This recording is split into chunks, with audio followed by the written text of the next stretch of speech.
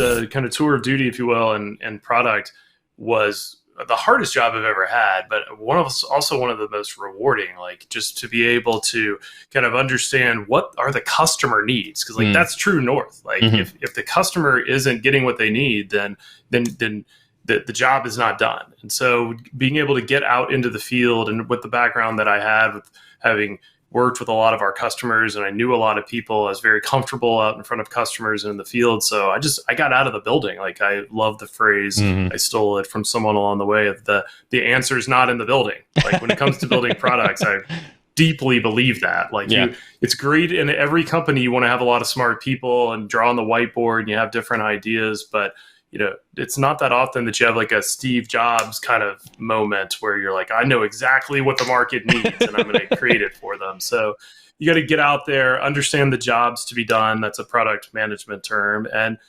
really deeply understand what the pains and the challenges that people have with the existing solutions, and then start working with them to build the right solutions. And one of my favorite questions in the realm of product, when you're talking to someone and they start shaking your head about your product or what you're going to deliver them, it's like, okay, if the product delivers you this, but then what?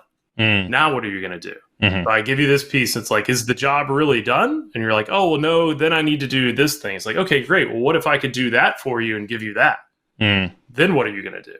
And just kind of continuing to follow down that model. But it's building products and building software is just a ton of fun. While the answer's not in the building, you have to have a vision, and you have to believe in that that your team either like sees into the future, and maybe they're seeing into the future because they're working with a couple of customers that have a big challenge. Like imagine like if you were working with Netflix, I don't know, 10 years ago, when they were like really out on the front of what they were building in AWS and how they were using the different services, like the things that you would have learned and you would have seen, like you would have been looking into the future because of that adoption, and those trends were going to be moving to a lot of other companies. And so once you deeply believe something, then that's when you've got to really, I think, get that feedback from people. And again, what's the job to be done, and how are you going to use this? And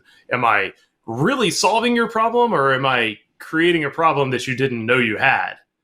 Right? Because those are two different things. It's like, deeply, are you really solving the problem, or are you just solving part of it and now creating a new problem?